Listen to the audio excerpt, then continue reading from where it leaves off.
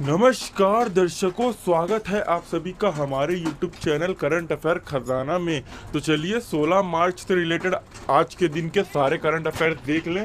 तो उसके पहले एक मोटिवेशनल शायरी हो जाए ताकि आपको पढ़ाई में मोटिवेशन आ जाए। पढ़ लिख कर हमें बनना है आत्मनिर्भर, पढ़ लिख कर हमें बनना है आत्मनिर्भर, ताकि हम ना किसी पर रहे निर्भर, ताकि हम ना किसी पर रहे निर्भर। तो चलिए दोस्तों, आप पहले प्रश्न की साथ शुरुआत करते हैं, शुभारंभ करते हैं।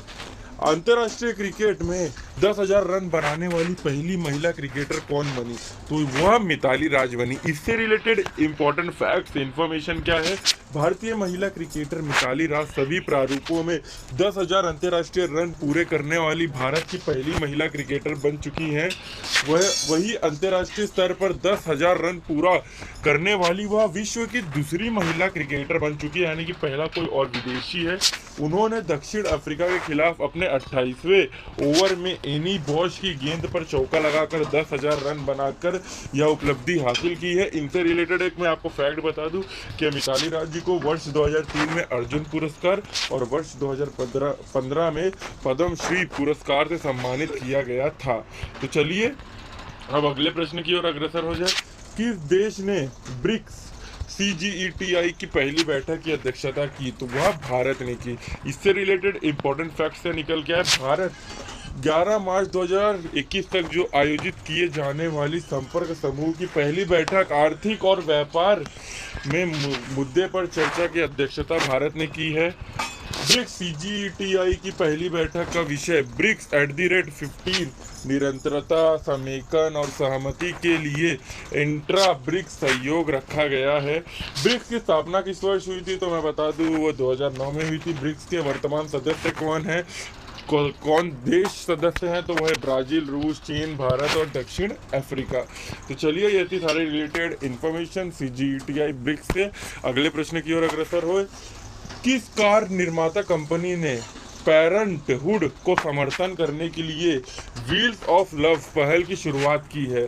तो इसका जवाब है टाटा मोटर्स ने पेरेंटहुड का समर्थन करने के लिए व्हील्स ऑफ लव की शुरुआत की है। इससे रिलेटेड और भी इंफॉर्मेशन है वो हम लोग आपको बता दें। कार निर्माता कंपनी टाटा मोटर्स ने पेरेंटहुड का समर्थन करने के लिए व्हील्स ऑफ लव की पहल की शुरुआत की है। टाटा मोटर्स ने सभी स्तरों में संगठन के भीतरी देखभाल, समावेश और संवेदीकरण की प्रगतिशील संस्कृति को बढ़ाने के लिए यह कदम उठाया है। अभी टाटा मोटर्स के बारे में थोड़ा जान लें। तो टाटा मोटर्स का मुख्यालय मुंबई में है। टाटा मोटर्स के वर्तमान CEO गुंटर बुचे हैं। तो चलिए अब अगले प्रश्न की ओर अग्रसर हो जाए। Asset reconstruction company India limited में MD और CEO कौन बने हैं?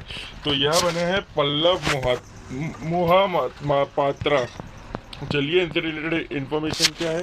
Asset reconstruction company India limited के MD और CEO पद पर पल्लव मोहपात्रा को नियुक्त किया गया है। हाल ही में Pallav Mohapatra asset reconstruction company India limited के वर्तमान MD और CEO विनायक बहुगुणा की जगह लिए हैं, यानी कि विनायक बहुगुणा की जगह यह CEO बने हैं पल्लव मोहपात्रा। इससे पहले सेंट्रल बैंक ऑफ इंडिया के MD और CEO रह चुके हैं, यानी कि बैंक ऑफ इंडिया के ये MD और CEO थे। तो चलिए अब अगले प्रश्न की ओर अग्रसर होते हैं। MNIT के किस स्टूडेंट ने कॉन्टैक्टलेस सैनिटाइजेशन बैग विकसित किया है? तो यह आयशा मित्तल ने किया है। इससे रिलेटेड इंफॉर्मेशन क्या है? MNIT की स्टूडेंट आयशा मित्तल ने 9वीं क्लास में पढ़ने वाले अपने भाई आयुष के साथ मिलकर कॉन्टैक्टलेस सैनिटाइजेशन बैग को तैयार किया है।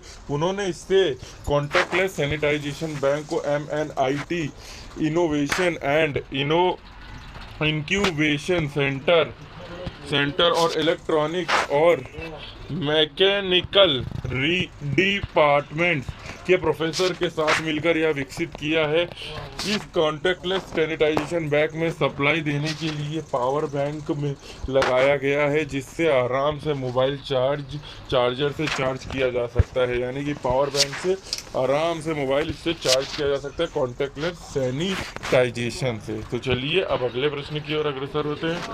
किस राज्य ने IBM के साथ STEM यानी कि STEM फॉर गर्ल शुरू करने की समझौता किया है? तो वह उत्तराखंड राज्य ने किया है।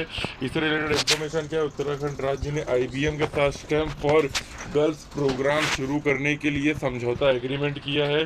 IBM इस कार्यक्रम के तहत विज्ञान, टेक्नोलॉजिकल इंजीनियरिंग और गणित स्टेम के क्षेत्र में 25,600 छात्रों के कौशल और करियर को बढ़ाने में मदद करेगा। यानी कि जिनके अंदर टैलेंट है वो आगे बढ़ेंगे। IBM के वर्तमान CEO कौन है, तो वो है अरविंद कृष्ण। IBM के मुख्यालय कहाँ स्थित है, तो वो है न्यूयॉर्क में, यानी कि इंटरनेशनल।